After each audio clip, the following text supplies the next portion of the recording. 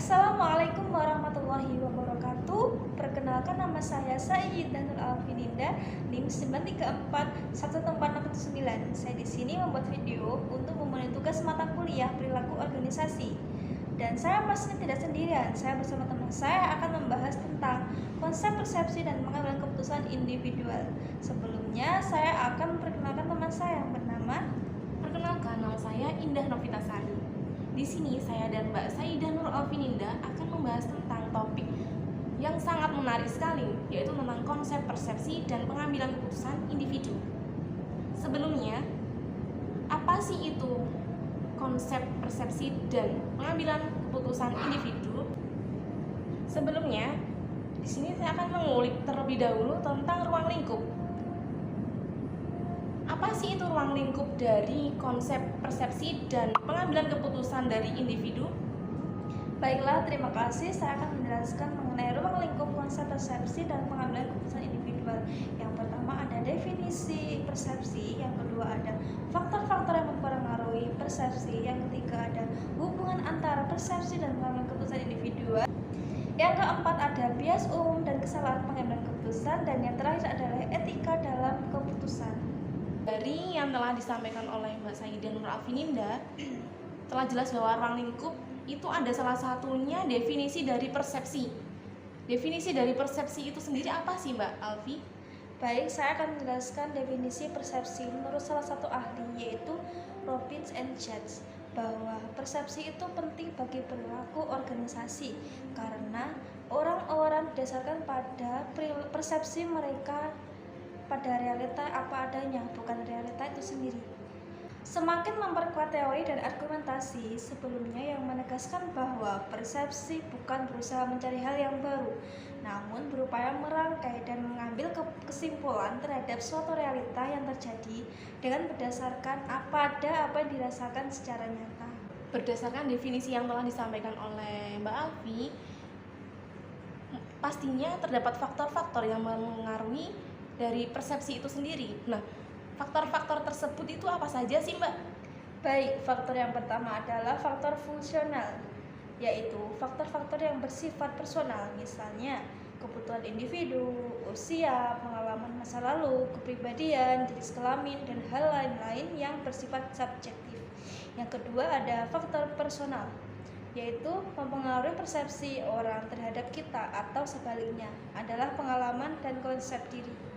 Yang ketiga adalah faktor situasional, yaitu faktor yang muncul karena adanya situasi tertentu. Sebagai contoh, bila seseorang digambarkan sebagai seseorang yang cerdas dan rajin, maka kesan yang muncul dalam benak kita adalah orang tersebut pasti seorang kutu buku. Selanjutnya, mengenai pengambilan keputusan. Apa sih Mbak definisi dari pengambilan keputusan itu?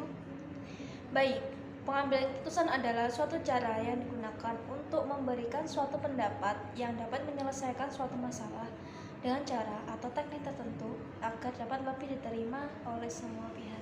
Jika dikaitkan keduanya antara persepsi dan pengambilan keputusan tadi, apa sih Mbak hubungan antara keduanya itu? Baik, mengenai hubungan antara persepsi dan pengambilan keputusan individual adalah individu akan mengambil keputusan ketika ia dihadapkan pada dua atau lebih alternatif. Oleh karena itu, pengambilan keputusan individu merupakan bagian penting dari perilaku organisasi. Tetapi, cara individu mengambil keputusan dan kualitas pilihannya sangat dipengaruhi oleh persepsi mereka.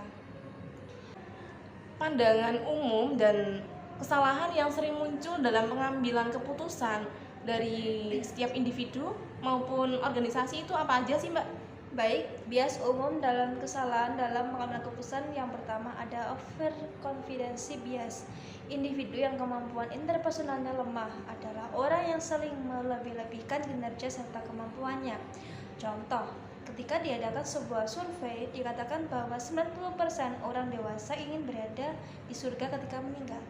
Akan tetapi ketika diadakan survei lain, hanya 80% yang berpikir bahwa Mother Teresa masuk surga.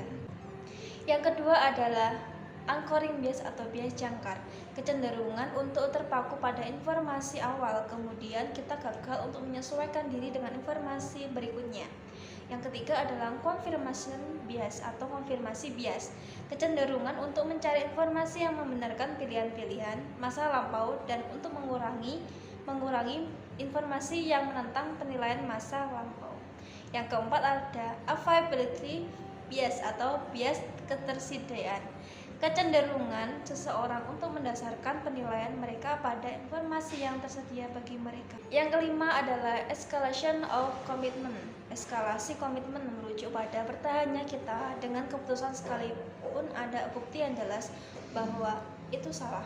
Yang keenam ada kesalahan acak atau randomness error, kecenderungan individu untuk percaya bahwa mereka dapat memprediksi hasil dari peristiwa-peristiwa yang tidak sengaja.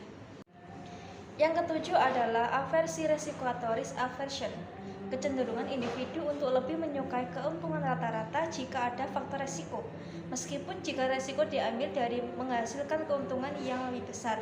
Yang kedelapan atau yang terakhir, hindsight bias atau memandang ke masa lampau, yaitu kecenderungan seseorang untuk melihat suatu hasil sebagai sesuatu yang tidak terhindarkan, serta melebih-lebihkan kemampuan mereka dalam memprediksi hal tersebut. Berdasarkan yang telah Mbak Alfi jelaskan di awal tadi mengenai ruang lingkup, salah satunya dari yang terakhir itu ada etika dalam pengambilan keputusan.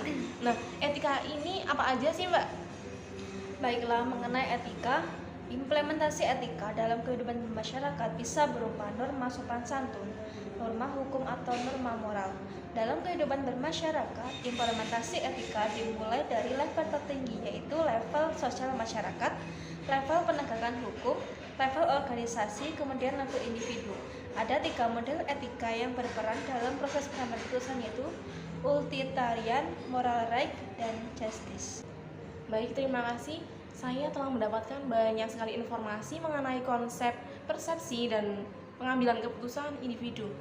Dapat disimpulkan bahwa persepsi itu memang dari setiap individu pasti ada di setiap organisasi maupun perusahaan. Nah, dari persepsi yang berbeda-beda tadi, kita pasti dapat mengambil keputusan. Nah, pengambilan keputusan sendiri ini tidak harus diambil dari satu sisi saja, melainkan kita harus mempertimbangkannya dengan matang berdasarkan dari segi yang luas. Terima kasih untuk informasi, pengetahuan, dan pengalaman yang Mbak Alfi berikan kepada saya. Waktu dan tempat saya kembalikan. Terima kasih. Baik, terima kasih. Sekian dari video saya. Mohon maaf apabila ada kekurangan maupun kekhilafan. Wassalamualaikum warahmatullahi wabarakatuh.